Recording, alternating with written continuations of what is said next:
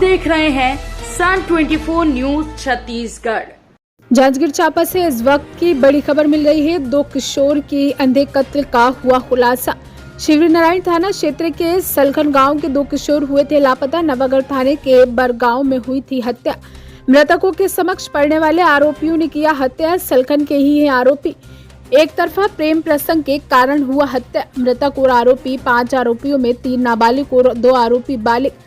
आरोपियों ने लड़की से मिलने के बहाने नहर के पास बुलाकर हत्या की घटना को दिया अंजाम। दोनों को मारकर नहर में अलग अलग स्थानों में पैरों से दबाया, बाइक को तालाब में फेंका। गांव में लगे सीसीटीवी फुटेज के आधार पर पकड़े गए आरोपी। पुलिस ने आरोपियों के खिलाफ 363, 302, 201, 120 बी, 147, 149, 325 आईपीसी के तहत की कार्रवाई। किस तरह का मामला था और क्या? ये घटना दिनांक 7 तारीख को है, 7 जनवरी को है, जिसमें ग्राम सलखन के 2 नाबालिग युवा घर से अनुपस्थित थे। लिहाजा थाना शिवनारायण में उनके गुमशुदगी की रिपोर्ट पे धारा 363 का अपराध कायम किया गया था।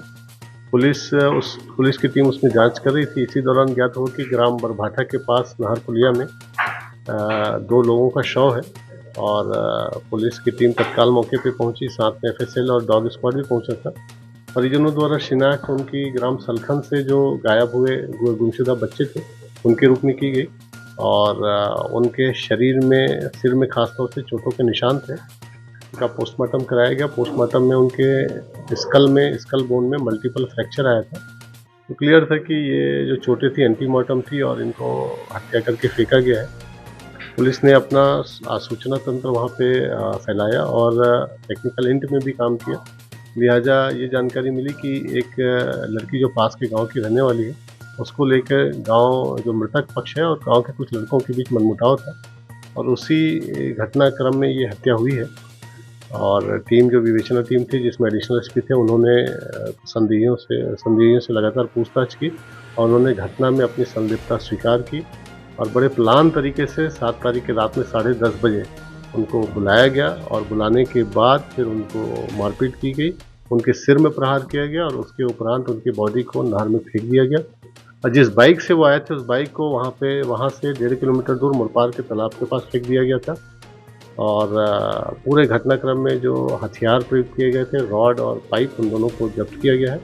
उसमें भी खून लगे हुए हैं। घटना के समय आरोपियों ने जो कपड़े पहने थे उसको भी जब्त किया गया है और ये सभी चीज़ें एफएसएल जांच हेतु भेजी जाएंगी।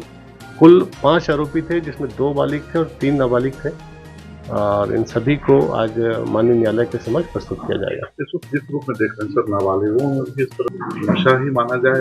देखिए, एक तो नाबालिगों में सहन शक्ति जो खत्म हो रही है वो एक बहुत बड़ा कारण बनता जा रहा है इस तरह के अपराधों में और ये अपने उद्देश्यों की प्राप्ति के लिए किसी भी तरह की हिंसा करने के लिए भी बिल्कुल सहज तैयार रहते हैं।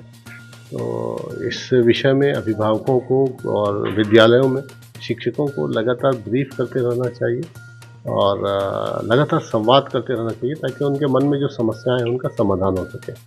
जली हुई थी बॉडी जो है प्यूट्रीफाइड थी और जो चूँकि 5 दिन हो गया था तो शरीर में जो ऊपर की त्वचा है वो छटने लगी थी और उसकी वजह से ऐसा प्रतीत हो रहा है कि जली हुई, जबकि जली हुई नहीं थी बॉडी। तो प्यूट्रिफिकेशन की वजह से शरीर का जो ऊपरी सतह है वो निकलने लगा था। सीसीटीवी का भी महत्वपूर्ण भूमिका है इस पूरे जांच में। जिस तीव्र गति से जो जांच संपन्न हो पाई है उसका प्रमुख कारण सीसीटीवी रहा है और इसीलिए सीसीटीवी पे पुलिस बहुत जोर देती है कि गांव में, खासतौर से चौक चौराहों में सीसीटीवी लगे ताकि इस तरह के अपराधों पे नियंत्रण हो सके और वाद विवाद की आशंका न रहे।